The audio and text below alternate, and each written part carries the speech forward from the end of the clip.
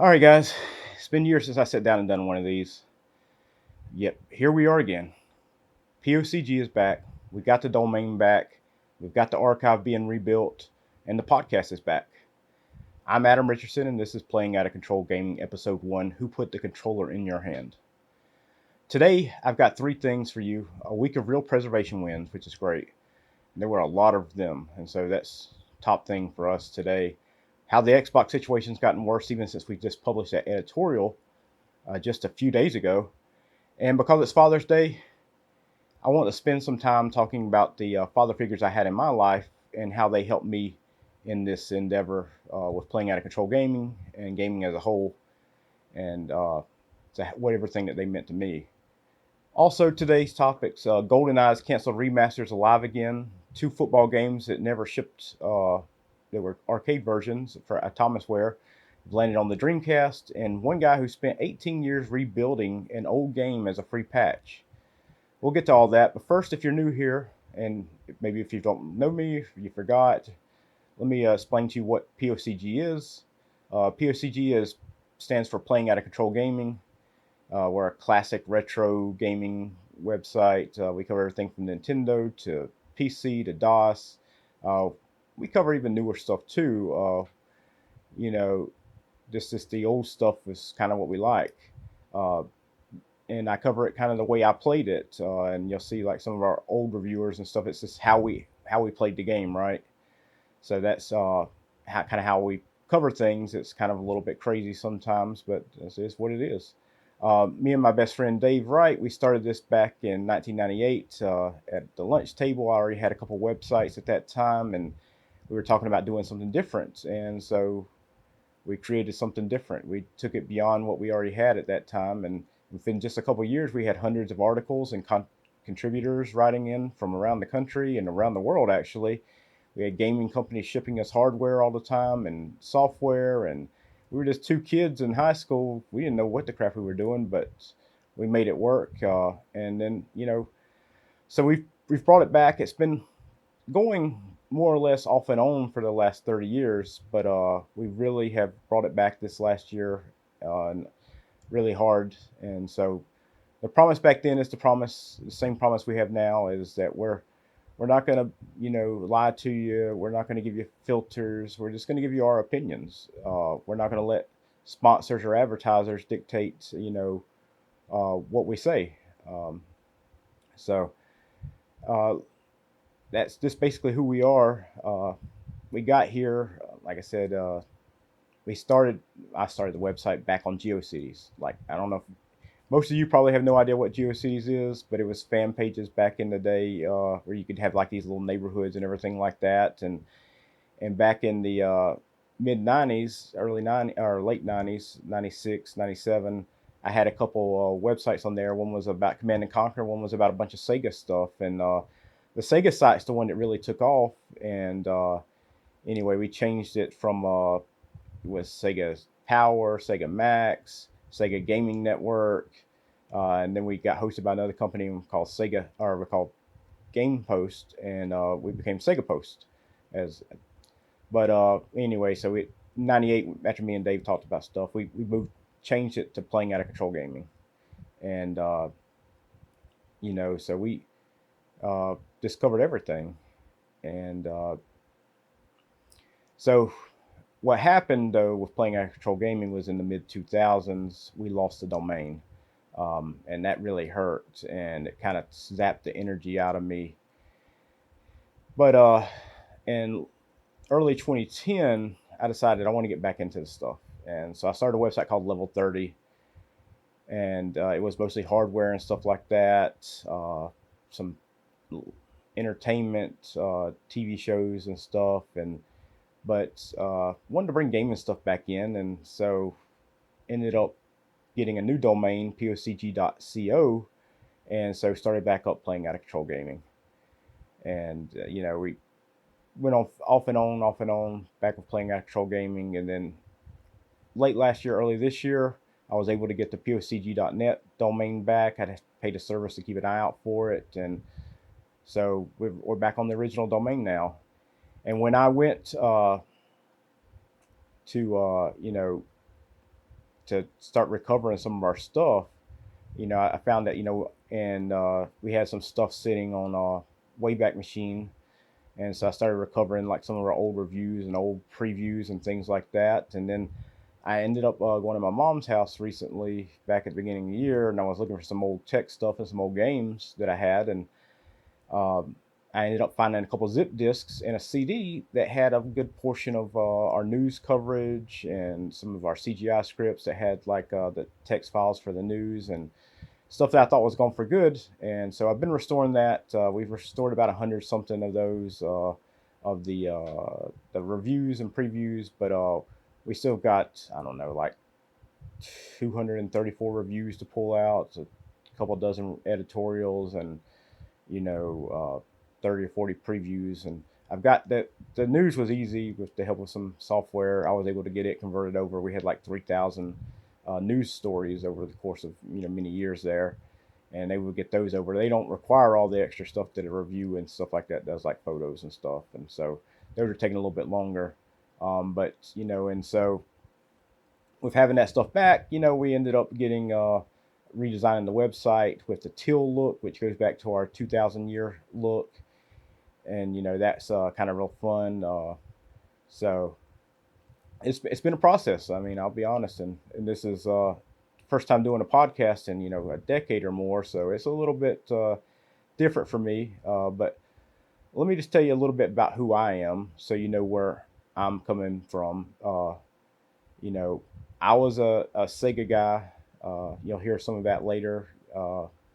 And just how the website started was me being a Sega fan and stuff like that. And and I love Sega, and I love doing this website. And we've been offered money for the website. We've been offered advertising contracts from companies to do stuff, and for the most part, I haven't done anything because like it always feels like the money comes attached with something. They want influence and stuff like that. Uh, and so I haven't done it. I'm not saying we won't ever have advertising. I don't expect to ever have advertising on the website. I rather spend more money running the site. Um, but maybe one day we'll have a Patreon or something like that, or maybe we'll have some sponsors for the podcast that are unrelated to gaming or something like that. Uh, and if we do, I'll tell you exactly where it does, and but we will never let it affect us revenue wise. No, revenue's never going to make a decision on how I review something or my opinion I give you on this show, or you know anything on the website. I just don't.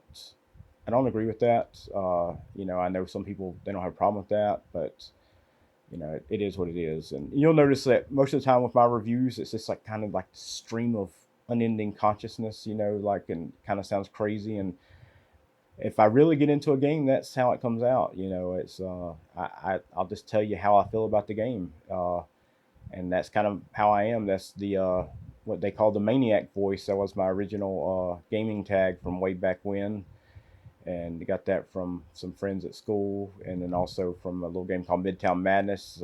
There's an editorial I wrote last week about called Call Signs, and it's about the names we play under. It's about gamer names and stuff like that. So if you're interested in that, look that on the website. And that's it's kind of who I am anyway. But let's get into some news. It was a big week this week in news. So we published an editorial I did the other day called "The Subsidy," and this is about Xbox. And this is a heavy one, so I want to start with this. It's the most important, really, news article of the week because it's important story right now in gaming overall. We're kind of at a crossroads where we may see, you know, Xbox go away. Right? It's kind of we're there. And I was writing about this. Stories. The news has already changed. Just as I was writing about the stories. So back in April, a studio called Compulsion Games, it's an Xbox studio, won a Peabody Award for their game South of Midnight.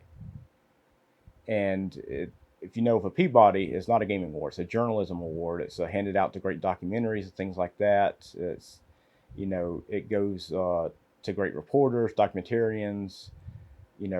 It's not something that you see associated with video games. And so that's the level we're talking about, how the quality of the game that this company made was. And you know, the man who runs Xbox Studios called this a major win at a validation of storytelling. And the new CEO of Xbox, who recently took over, praised the studios in the press, about how great this was. And then on June 7th, another Xbox Games studio showed up at the Xbox Games Showcase called Ninja Theory, and they walked out the stage and announced a brand new game called Senua, which is like the third game in that series. And people were like, wall of applause. Those games are critically acclaimed. But what we didn't know then was watching that is that the reporting now shows that Microsoft had already planned to kill off Ninja Theory. They had already planned to cancel to cut the studio, and so it's, I don't know what's going on with Microsoft. I wrote a lot about this because it's, why did they even let this studio go up on stage and show this presentation if they already planned to cut them? And some people are saying it's probably because they were trying to sell the studio. Maybe not. Sometimes game companies just do stupid crap. I mean, that just happens. But then, on June, I think it was the 15th, yeah, there was a report drops that Ninja Theory and it is closing, and then two other studios, Compulsion, which we mentioned about the South of Midnight, and I think it's Double Fine. They were trying to scramble to try to find somebody to help fund them to buy themselves out. Now, this has happened a few times in history where these companies negotiate and buying themselves out, but it never works out real great, right? When you're on the chopping block, uh, it's just not great. And then this past Monday, Ninja Theory, the employees found out they were closing, and so I've talked to some people at some of the studios, and everybody's working on the resumes, and some people are trying to figure out what's going on. They've just been kind of told, yeah, we're going to close, but maybe not, maybe we are. What's going to happen to their games? It's just a horrible situation. And I wrote a lot about the details of this into the editorial, but you know what this means kind of for some of us is when you see somebody like Phil Spencer recently left Xbox and they brought in somebody new, and this was a guy that was genuinely a gamer guy, right? And sometimes that's good for a gaming company, sometimes that's bad for a gaming company to be a gamer guy, right? It just doesn't always work out either way. But and at the same time, his heir, Sarah, she left too, and so that tells me that they probably saw something, right? They saw that the Microsoft was putting the pins in on stuff, and that Microsoft wants to spend its money on AI and less of it on video games, and all this traces back to that one word that Satya Nadella, the CEO of Microsoft, said just a few weeks ago on the hard part. I think it was one of the podcasts. I can't remember which one it was, but he was talking about how Microsoft is subsidizing entertainment, and he jokes that more money's being made off of Xbox games on YouTube and off of Twitch and stuff like that than by Microsoft. So the content creators are making more money than Microsoft's making off the games. So once a company starts talking about like they're subsidizing something, and uh, it's not a great word. If you start hearing the word subsidize, things are not great. So everything on the cost side, Microsoft's going to be looking at everything, right? And Xbox is really expensive. It's doesn't make that much money, and they spend a lot of money on development and companies, and so we're in a bad situation right here. So expect a major corporate reshuffle coming up. Expect a lot of different things to be happening soon. And this is kind of important for us. I mean, because not only is Xbox stuff now, retro. OG Xbox is coming up on 25 years, right? And you've got so many of these consoles. The 360 is super popular among younger people now. People want a system that doesn't require to be always online, and that everything's not digital. So that's really important. And to me personally, I always thought Microsoft as the new Sega. They showed up right at the end of the Dreamcast life cycle, and a lot of the talent and energy that was part of the Dreamcast, moved over to the Xbox. From leadership and some of the games and everything like that. And I kind of look at the arc of the Xbox and Microsoft is kind of looking real similar to the Sega arc now too, because the OG Xbox was great, but it didn't take the world by storm, right? It was the first of its kind, but it didn't do that well. It was similar to the Sega Master System, and then the Xbox 360 that changed everything, right? Because the Xbox 360 kind of went head to head with Sony and Nintendo the same way that the Genesis went head to head with this SNES, and in some groups, the Xbox 360 beat Sony. Just like in some places, the Genesis beat the SNES. So then we're kind of getting to like the Xbox One and the Xbox Series X, which have struggled. We're looking more like how the Saturn was and how the Dreamcast was. And so, eh, we saw Sega didn't last past the Dreamcast model. They just couldn't keep competing. And we're right there in that same cycle with Microsoft and the Xbox. And so will Microsoft keep fighting? Will the Xbox go away? They're talking about spinning it off, and it's tough. As a gamer, I like to have choices, and I like to have these systems that competition is good, right? When there's no competition, then the game prices just get astronomically high, uh, and consoles are going to pick back up in popularity again right now because I'm a computer gamer. You can see I've got computers everywhere here.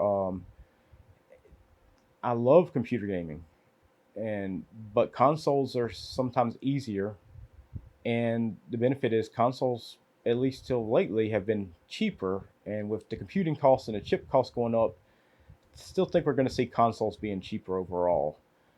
So I'm going to keep hoping because like Microsoft's really been dedicated to backwards compatibility with the Xbox, and that let us play some of these older games that we had on the OG Xbox on the 360, and then games on the 360 we could play them on the Xbox One, and over and over you get to keep playing more and more games that games I bought 25 years ago I can still pop into a drive on a Series X and play, and that's an amazing process because like if you look at I've got a PS3 back here, that PS3 version can play PS2 games, but there was only a short amount of time that you could do that with the PlayStation consoles. They went away from that, and now the PS5 can play PS4 games, which is a great thing, but that's kind of going away. And so the big worry I have is with backwards compatibility. Phil Spencer's gone, Sarah Bond's gone, the team behind backwards compatibility's gone, and so that's just a huge thing, right? That the promise we were made uh, about backwards compatibility. If Xbox spins off or shuts down, we may not have that anymore, and we've already kind of seen what happened there when the Xbox 360 store shut down. There were a number of digital only games that you can never buy, never own again, right? It's, if you had them, great, you can still access them, but you can't buy them anymore. So anyway, we'll see what happens there. I don't know, and none of us really kind of know what's going to happen. And every day just in preparing this podcast and writing these articles, it's kind of gotten crazy. So we'll see how it goes. All right, so let's take a look at some of the lighter wins this week because that's some pretty heavy stuff we've already seen. So let's take a look at GoldenEye. GoldenEye 007 for the 360 was an unpublished game. There was a version built Uh, I can't remember how long ago, but it was canceled, right? And so, anyway, it never came out. Well, somebody took that canceled build and recompiled it into a real native PC executable game. So, not an emulator game anymore. It's this game runs for real on its own. It's really a great game. It's like one of the top preservation stories of the week. And this technique here, for preserving these games, called the I can't get the word out, the static recompilation. And it's a big win, and it means a lot for all the other games that have been canceled. Because how many other remastered games are sitting in our vaults somewhere that maybe we can break out and at some point, get them back on, console. I mean, on PC or console or something. Stuff we told we'd never be able to play. I'll have a chance to play at least with the GoldenEye for Xbox 360, the PC version now. So we hope to have a full review of this version up on the site here soon. Something we're going to work on in the next couple of weeks. Also, this past week we saw that there was a never shipped game now on the Dreamcast. That's the one I mentioned in the intro, and this is kind of one of those key things I love to see because I love arcade games. These two arcade football games, Premier 11 and Miracle Stadium, they were built for the Atomiswave board, and that was Atomiswave was a Sega Dreamcast based arcade board system, and so someone has now preserved and ported these over to the Dreamcast since it's the same architecture here. So that's great. We're seeing new games on the Dreamcast that we never get to play, and basically, so that's fun, good stuff now. So this is the preservation of gaming. I mean, I hate to see games that are lost and everything. So this is one of those great things. And now they're back on, basically their native homes since it was Dreamcast based stuff. So anyway, super happy about it. Sega guy. Another good Sega story this week was lost Sega Rally DS prototype. A company had made some Sega prototypes for the Nintendo DS for Sega Rally, and they just recently surfaced, after 20 years. And so these games never really got fully made, but now we have the prototypes and we have some demos for them. And I'm sure someone in the community is going to go ahead and look through these and try to build these games out. That's the kind of thing that happens in our community, and it's kind of really great. So I ask you guys kind of what games would you like to see that were canceled to get brought back? Hopefully one day, maybe get dug up soon. Let me know. Drop us a message on social or on the website or on the comments here. Another big news this week was the 18-year Mother remake. So this guy, he got the original Mother game, and it's the Mother is the Japanese game that became Earthbound over here and part of the Earthbound series. And anyway, he's taken the Mother game and completely rebuilt it from the ground up as a patch that runs inside of Earthbound's engine on the Super Nintendo. So made it look better. Everything looks cool. And he's brought it over to be more playable by a lot of people. And so that's kind of cool. Like on Father's Day weekend, to see some of these old games you grew up with playing with your father. For me in my case, and some of the games you can see playing behind me. There are some of the games I used to play with my dad and stepdad and everything. So we'll probably do a review or a longer kind of profile on that game. This Mother one here soon. Now here's a tough one, right? Romhack.ing and AI translation. So there's a website called Romhack.ing where a lot of fans come together and translate games. And they've recently put in a rule because of there was a bad translation in a game called Langrisser 5 that it was done with AI and it was really rough and people didn't like it. That no more AI is going to be allowed by the games. And I understand that. I don't have a problem with that. But they blocked all the downloads of AI translated patches, and there are games. Some of my family is Slavic, and if they want to play a game in their native tongue, uh, there's not just a ton of people translating stuff in Ukrainian or Russian, and so sometimes AI can help with that.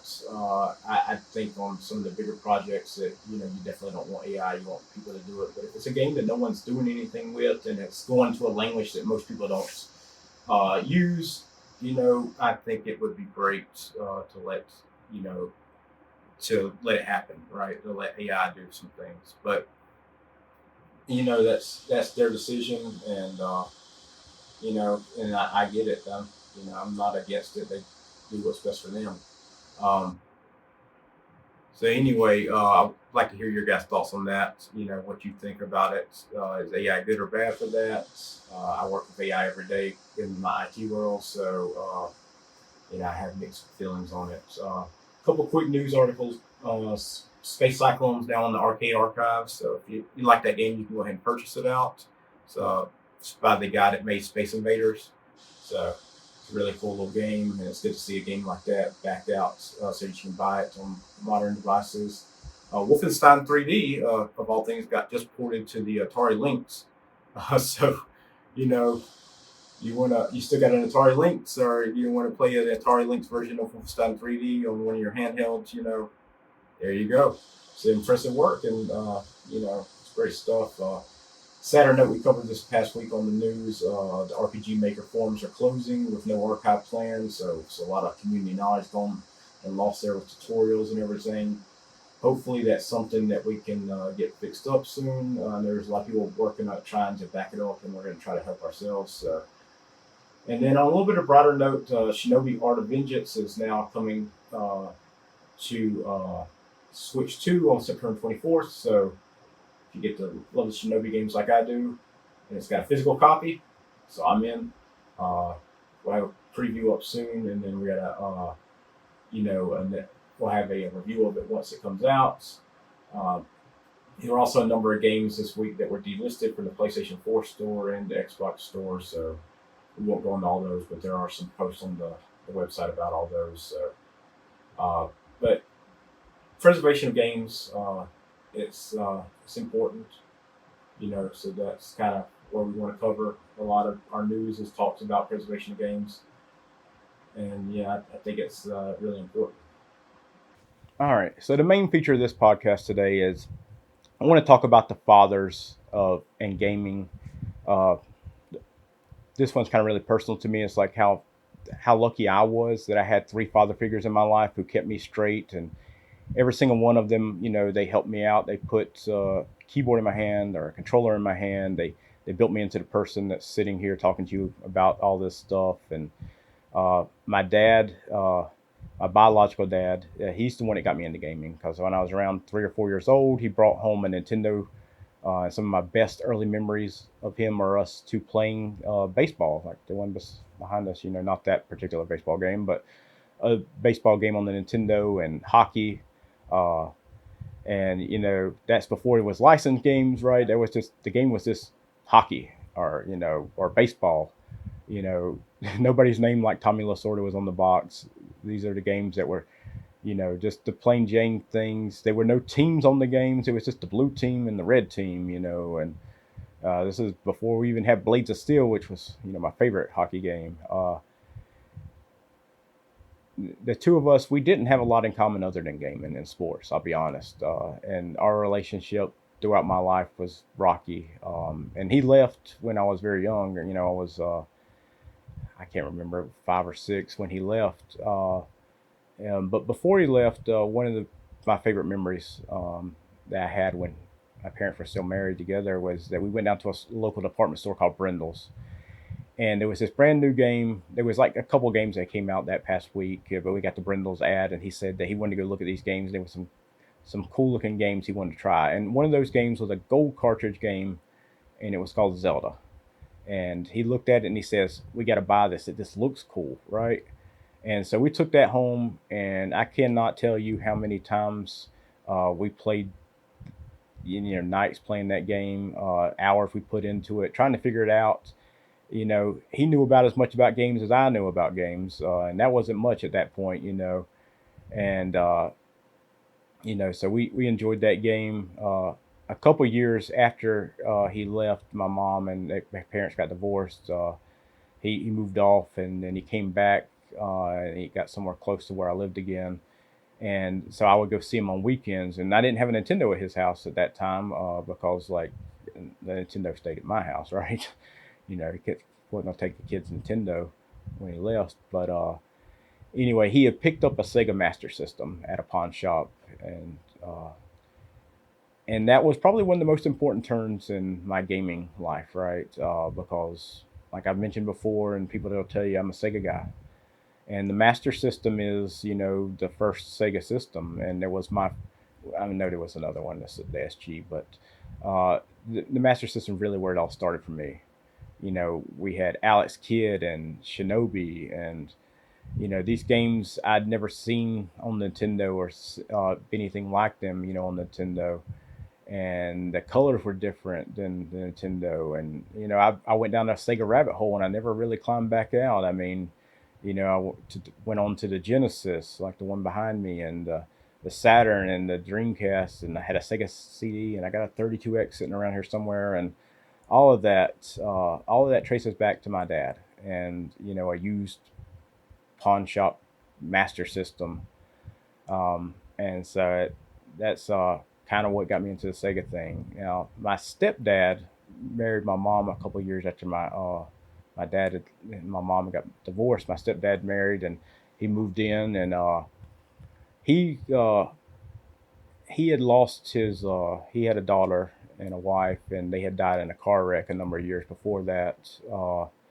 And so he had lost everything, and because I think of the loss of his daughter, he he would do anything for me. I mean, like he just wanted me to be happy. He wanted me to do whatever, and he was a really really great father. And he was an electrician, well, not electrician, but he was a robotic engineer, electronics guy, electrical engineer is what he was. He worked for a company that made silicon wafers, and he built the robots and repaired the robots that were in the clean rooms.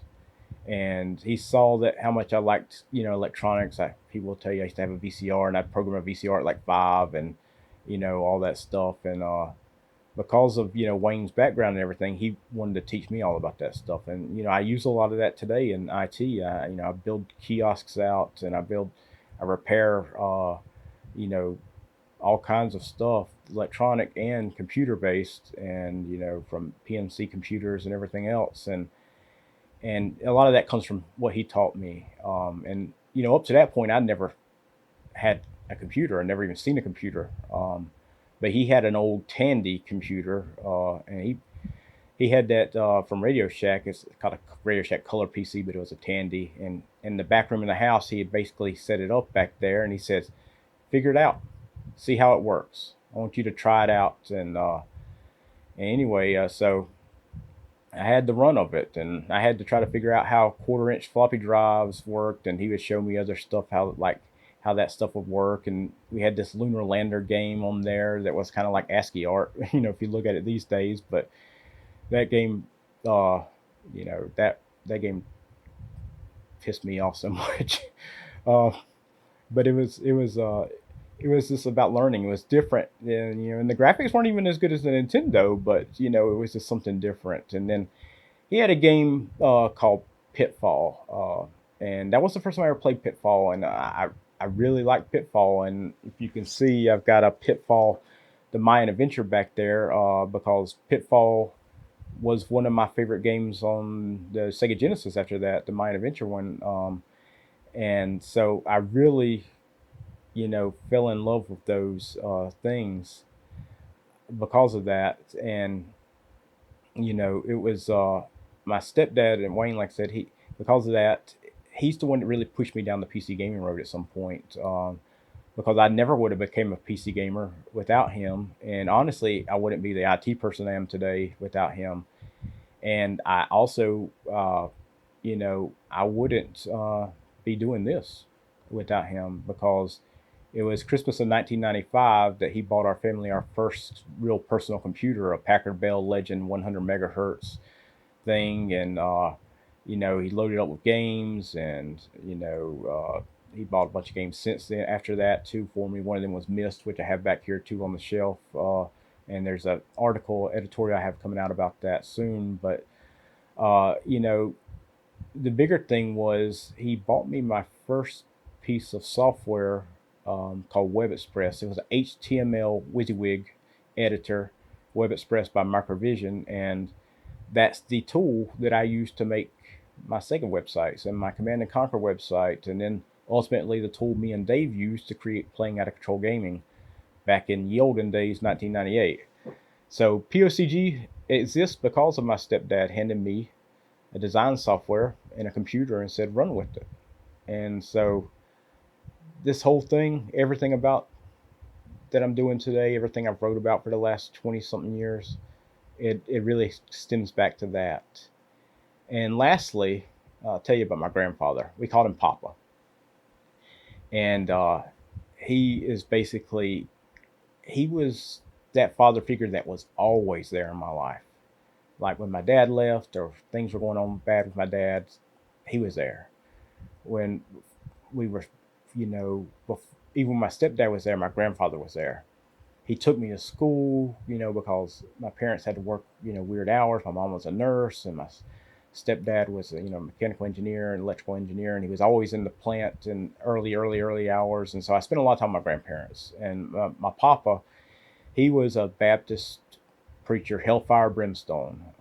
And people would say a man like that, he's not going to like technology and video games and stuff like that. But that wasn't the grandfather I knew, the papa I knew. I mean, now my mom would tell you that he didn't let her have records back in the day, but for me, he was like my stepdad in a way. He said he would do anything for me, and so my mom would drop me off there early in the morning at like 5 o'clock in the morning, and my grandfather would get me ready and feed me breakfast and take me to school, and then he would pick me up from school, and we would ride around on the tractor farming, plowing at his house, and we would show me his. He had a Model A Ford that he was restoring. He showed me that, and then he had like a Chevy 34, I think it was, that he was restoring as well. And we would look at that, and he would just show me all this stuff because he was a diesel mechanic in the Marines, and he had all this stuff like that he did when he wasn't preaching. And he had a diesel shop at one time, and I remember next to my grandfather's house there was some people that lived there, and they built a swimming pool. And they had a kid about my age, and they would not let me swim in that pool, and they were really mean and stuff towards me. And my grandfather's like, that's not going to happen. He's like, so he went out, called somebody, and had a pool put in. So a Hellfire Brimstone preacher also got a pool, which is something that you don't see a lot in the South at that point in time. Um, but so we had our own pool, and he'd love to tell people. He said, I built that pool for Adam, so he'd have somewhere to have fun at my house. And his encouragement and everything in me went beyond that, because in high school, I went to a private high school for a number of years, and he would pick me up and take me home, and that's where me and Dave met. And um, I was telling him, it's like, about the website stuff, and I probably didn't understand what the internet was. I mean, honestly, he came from, a generation before the internet, and so trying to explain to him about the internet and stuff like that was kind of hard. But I was telling him about the website, Playing at Control Gaming, and all these people he's like, all these people wanted to see it and everything, and he didn't understand that. And I mentioned to him I was receiving in these PlayStation 1 games. And I said, I don't have a PlayStation 1, and I don't have a way to play some of these games. And he's like, well, where can we get one? I said, I guess at the department store. And so we went and bought a PlayStation 1. I think it might have actually been at EB Games in the mall where we got it, because I think Kmart didn't have it or something like that. But he was supportive of me of anything I did, and he just wanted to be part of my life. And so, a Hellfire Brimstone Baptist preacher bought me a PlayStation. Just things people don't really understand or think would happen, but that's what happens.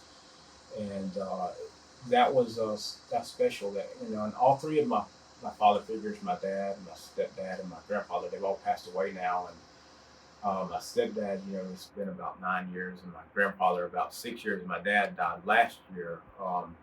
But they're not forgotten to me, and the memories that they shared with me, they're not forgotten either.